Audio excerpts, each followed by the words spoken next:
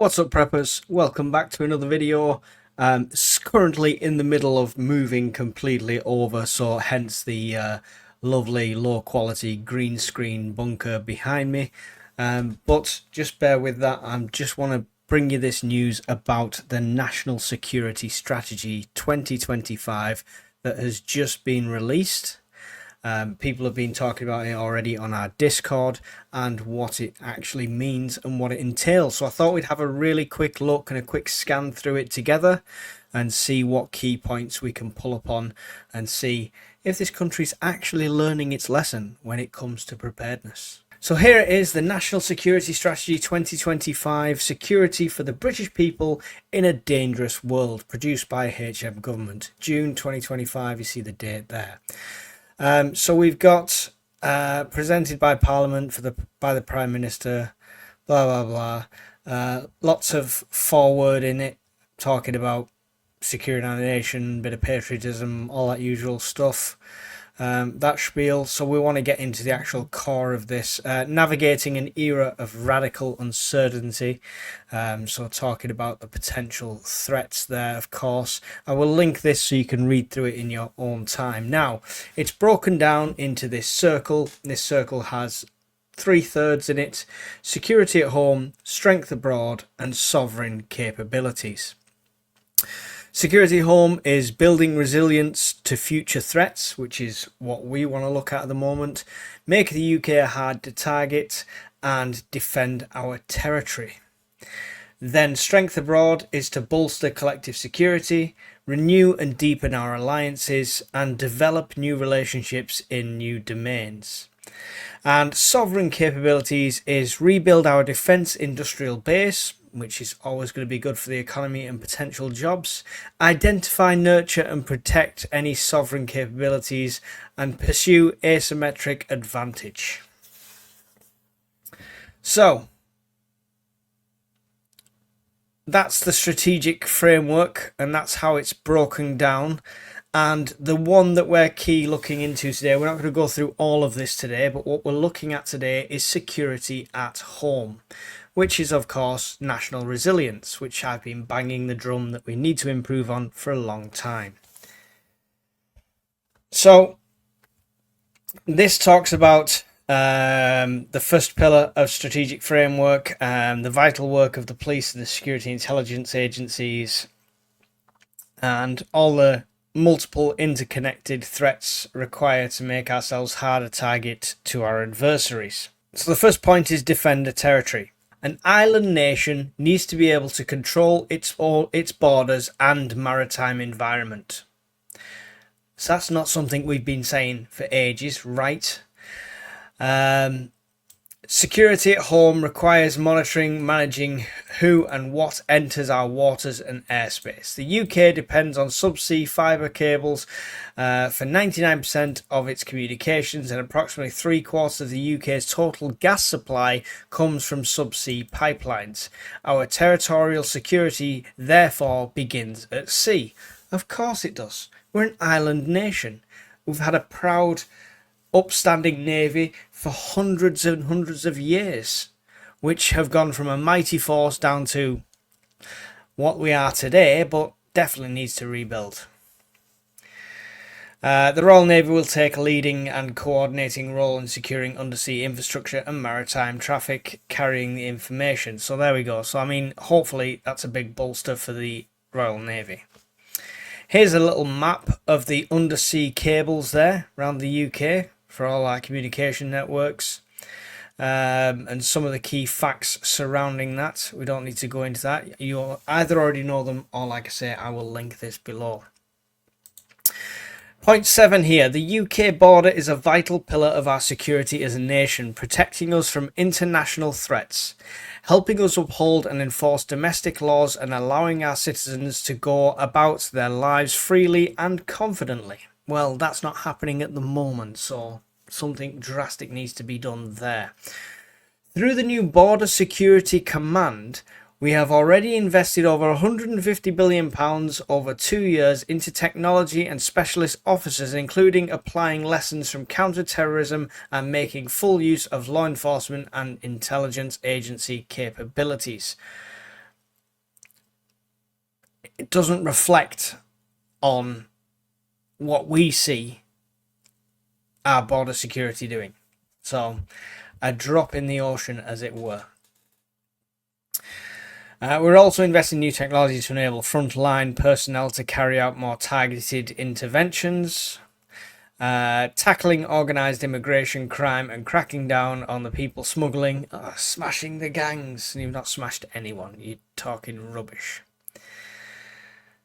Here's what they have achieved, apparently.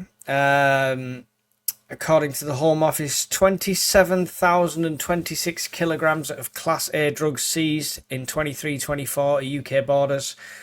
2,593 firearms seized at 23-24 UK borders. 16,770 referrals to support victims of modern slavery and human trafficking in 23-24. Now, make the UK a harder target. This is an interesting one. The openness of our democracy and economy are our national strengths. Therefore, it will be vital to keep ahead of those who seek to exploit them with robust defences, as opposed to zero defences, which we have at the moment. It even goes on to mention directly here, point 14, the awful attack in Southport exemplifies the growing threat from individuals who are fixated by extreme violence, seemingly for its own sake. Our response requires closer working across law enforcement, education, health and justice. We will review our legislative framework to consider the new Office for Acts Preparatory to Extreme Violence or individuals who are identified as violence fixated. Identified as violence fixated. So I mean, what, every teenager who plays Call of Duty, is that what falls into that category? We know what we have to identify, and it's to do with extremists, and it's to do with people with ties to certain organisations. I think labelling it as violence fixated is a bit trying to beat around the bush for me. Coming into the UK and taking part in our society means living by the same rules as everyone else. So that means it should be British courts and British laws, right? Let's just make that clear. We will not accept a situation in which conflicts and divisions that have their origins overseas are brought into our streets. The state will remove the platforms and privileges granted to anyone who abuses the fundamental principle. We will deny visas for those who seek to travel to the UK to spread discord in our communities and harden our response to those abusing charitable status to peddle extremist viewpoints. I mean, at least that's a bit more straight and to the point on that one. And then they talk about cyber and economic security. National Security Investment Act, and stuff like that. So there we go. The key factors here: the cost of serious organised crime, £100 billion potentially laundered through the UK or UK corporate structures annually. NHS WannaCry cyber attack cost an estimated £92 million and 19,000 medical appointments. Last year alone, 40% of the UK businesses reported experience a cybersecurity breach or attack. That's a low number. I would expect it would be more than that. The total cost to society of fraud against individuals was estimated to be at least £6.8 billion. Okay, section 3. This is what we want. This is what we're interested in. This should be the focus. Build resilience to future threats. Now, is their version of resilience our version of resilience? Let's see. NSS 2025 recognises the vital importance of long-term actions to build national resilience against external shocks or threats that could cause massive disruption to our way of life. This is what prepping is, including from the natural world. This requires us to reduce reliance on others, Ensuring our supply chains, energy security, and access to critical goods can be maintained even at times of crisis. It also means we must develop new measures to anticipate and prepare for the risks that emerge from scientific or technological developments, such as the fields of AI or biology, which could interact with other threats to the UK. Literally talking about AI being a threat. That's really interesting that you've even brought that up.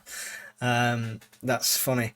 I mean, I've said it multiple times, 40%, 40 to 50% of what is on your plate is usually from abroad. Sometimes even things that say they're British are not British. They're imported and repackaged in the UK. So our food reliance is definitely heavily not like an island nation should be. The new resilience strategy will deepen our understanding of the UK's current resilience levels, supporting civil society and the public sector to better address risks and vulnerabilities. This follows our commitment at the NATO Vilnius Summit to develop national resilience goals. NATO's 7 baseline requirements for resilience and alliance-wide resilience objectives. The strategy will also launch public communications to inform citizens about preparedness for risks. Is that just the website that they did? Or does that mean we're actually going to be told, we're going to be telling more people to prepare like we've been trying to do for this last year alone as a campaign on this channel? This will be supported by the UK Resilience Academy training offered to all those across our society who play a vital role in our national resilience. I had a look at the UK Resilience Academy. Their courses range from £900 odd to over £2,000. So, not very accessible, if you ask me, in that way. As part of this, our plans for home defence will focus on the protection of critical national infrastructure and countering sabotage during crisis, potentially modelled on the reserves. We will also run an annual national exercise in order to test the whole of society's preparedness. That's interesting. And I wonder if this is going to peter down to a personal public level at all, because what they're talking about there obviously is critical infrastructure and the continuity of government and law and order, of course, is what they want to protect more so. So whether this filters down to a citizen level, hopefully it does. Hopefully they are taking note and we can learn from this and we will see some action. We are establishing a new network of national biosecurity centres with investment over £1 billion to bolster the UK's defence against biological incidents, accidents and attacks. Interesting. Interesting.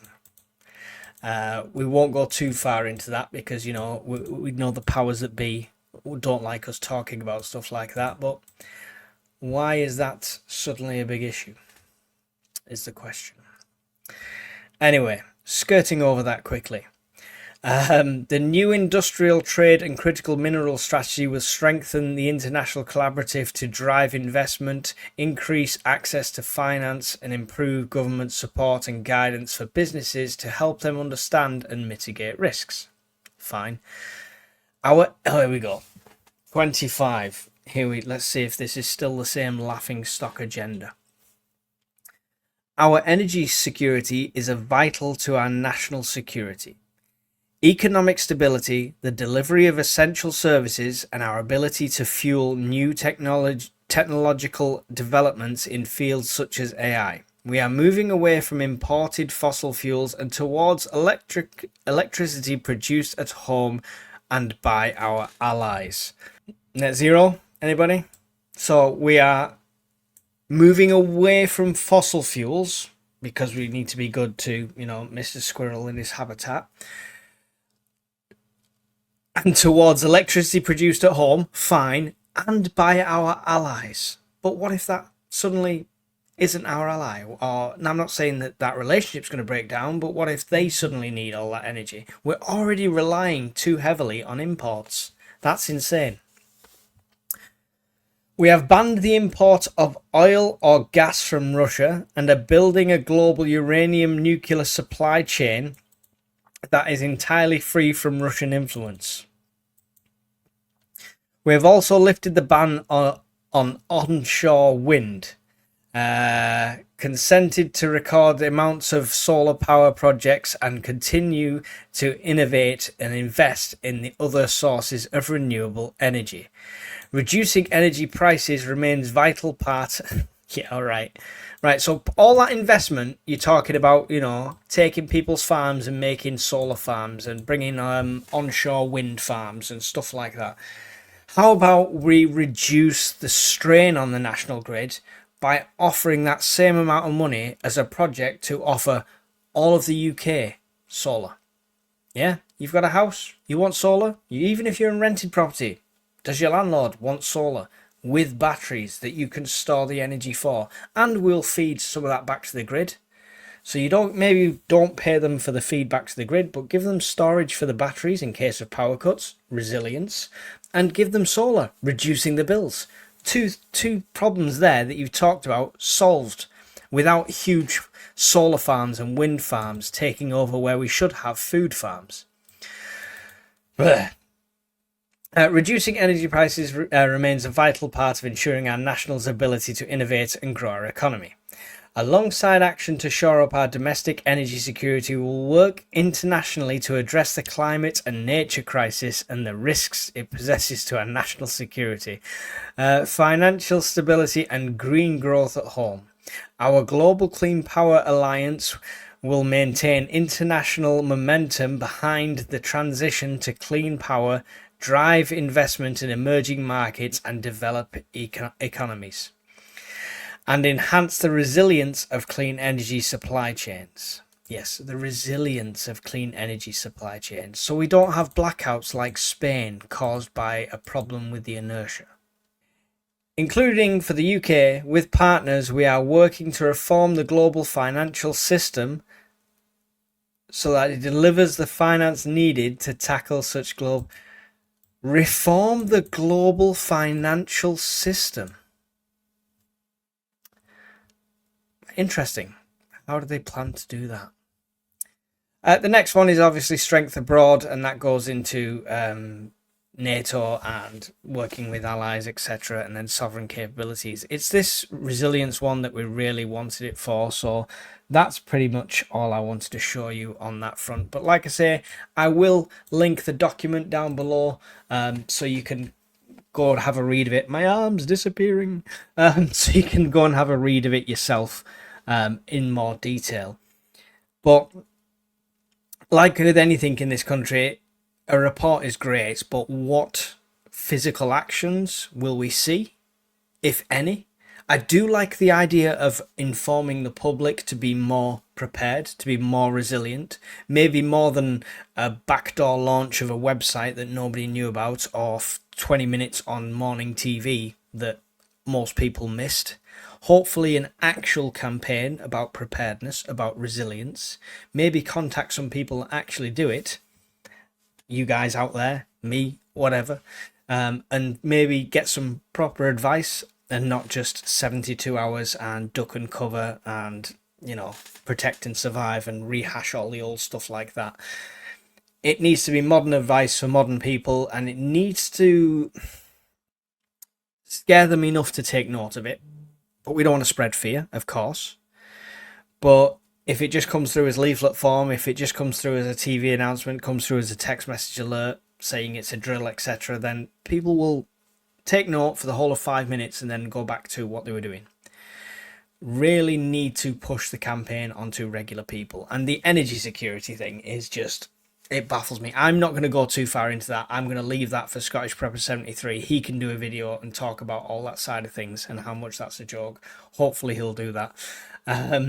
But yeah, let me know what you think. I will link the document below. I did have to get this one out. I'm sorry about the environment and how quickly and how rushed it is, but it is what it is. I'm mid-moving and we'll be back to our regular scheduled programming soon.